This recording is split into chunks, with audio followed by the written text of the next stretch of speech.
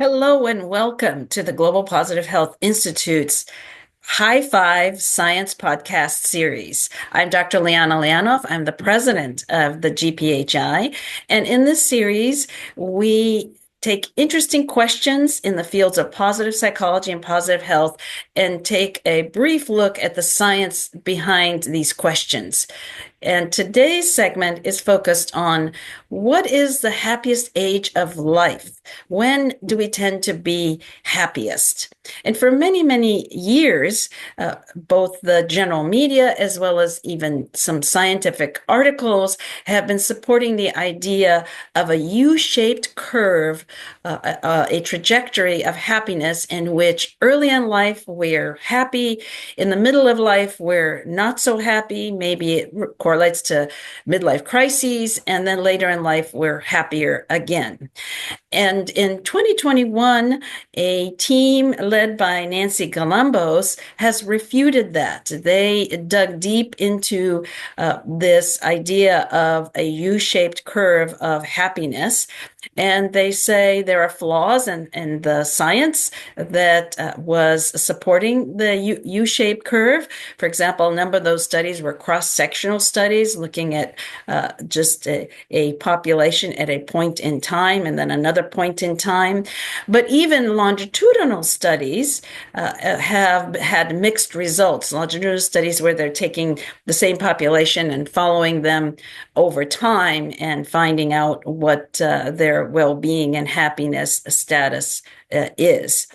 And there were mixed studies, and in fact, some of the larger databases, there's a midlife in the U.S. database, the MIDAS database, that showed that actually in the 20s through the 40s, there's not much change in happiness.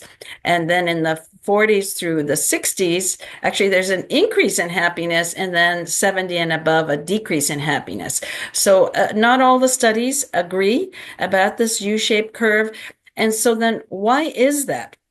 And the Galambos team dug deep into that, and they're saying we actually need a lot more research that is transparent around the types of populations that we're looking at. Those populations might have differences in their marital status, their educational status, their socioeconomic status, and also we need to be fully transparent in comparing what measures we're looking at, measures of well-being, measures of happiness. And so just a tiny example of that is that we know if we hone down on the adolescent group and we hone down just on one measure of well-being, which is self-esteem, it shows that, of course, adolescents, it's not unexpected, have low levels of self-esteem. But if we were to perhaps look at other measures in their lives or the lives of other age groups, those results will vary. Perhaps even gender varies. We know women have low self-esteem, according to studies that have looked at this more closely. Women tend to have low self-esteem or lower self-esteem compared to men early in life, and that difference equates, becomes more equivalent later in life. So there were a lot of factors to consider in these studies. And what does that mean for you? Well, it means that perhaps we shouldn't necessarily be paying attention to these kinds of generalized trajectories, that your own personal happiness trajectory depends on you and your circumstances, not only your circumstances, but what you are proactively doing to support your self-care, healthy lifestyles, positive psychology activities, and interventions for yourself.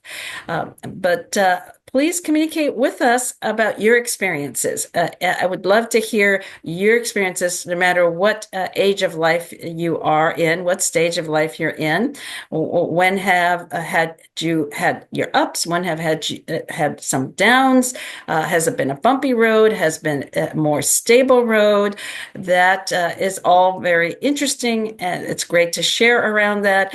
But the most important thing that we are touting, of course, here at GPHI GPHI is that we can be proactive about our well-being and happiness levels by taking care of ourselves with the healthy lifestyles habits as well as positive psychology habits. And so then we can increase our chances of boosting our well-being and happiness at no matter what age for the rest of our lives. So thank you for listening. Please subscribe to our YouTube channel, and I look forward to seeing you on another one of these high five segments. Take care, everybody. Bye-bye.